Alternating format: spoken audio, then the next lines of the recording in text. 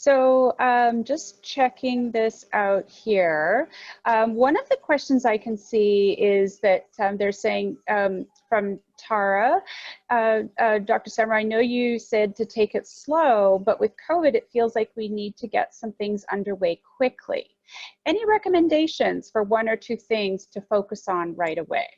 Yeah, that's a great question. And Tara, I just answered that in the chat as well and said one of the biggest ones is communication. I put it in all bold. 40% of workers are saying their workplace hasn't even asked them how they're doing or how COVID has impacted them.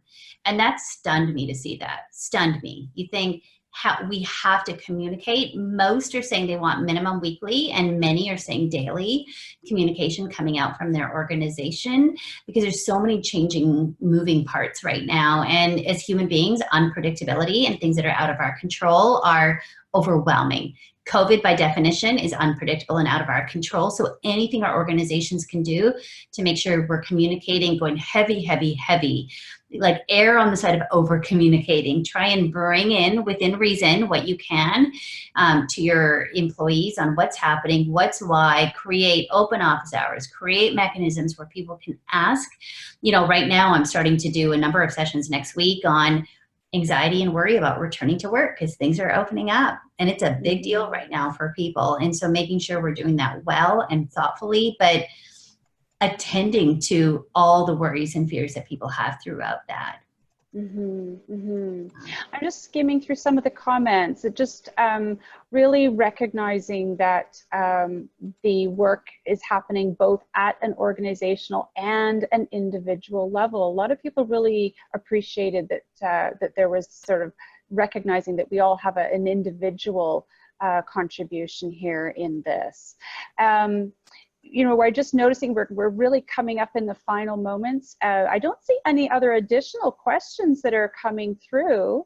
It sounds like, you know, really if we're thinking about, you know, the top three sort of recommendations that you gave to us earlier, it's really paying attention to some of the things that I have in my notes: interpersonal relationships, taking it slow, being aware of what psychological health and safety actually means, and tending to the pain point. What is happening and what are the greatest needs right now? Are there any final comments or final points for you, Dr. Samra, that you'd like to touch on?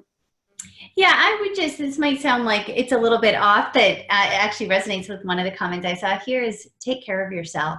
And so every single one of us right now we're under the same demands, right? And in our own life. And I know, you know, self-care has this Pollyannish kind of association, but truly things like burnout, you know, we carry a lot of the stressors that organizations and clients are carrying. And we have no option but to take care of our own psychological health, because it's that good old oxygen mask metaphor, which is even more relevant now with COVID, is we are no good to anybody. So think about what things for yourself and your own, you know, kind of immediate and extended unit of personal life and family, what you need for yourself.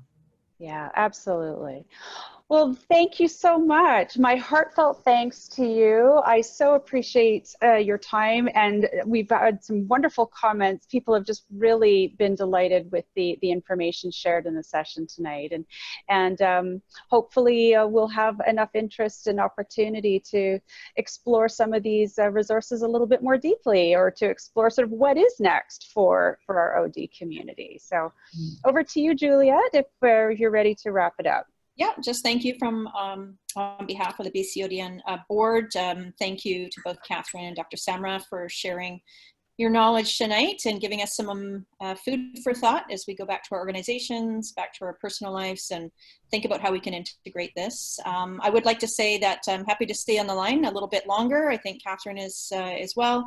If you do have a few questions, feel free to stick around. Otherwise, have a good evening, everybody. Okay, thank you. Thank you. Thank you. Bye-bye. Have a good evening. Bye. Thank you. Hi, Juliet. Who was that? Wait a second. Shelley. Shelley. Hey, there you whispering. I see you. Juliet, I noticed we're still recording. Did you want to stop the recording? Sure. Yeah, that sounds like a good idea.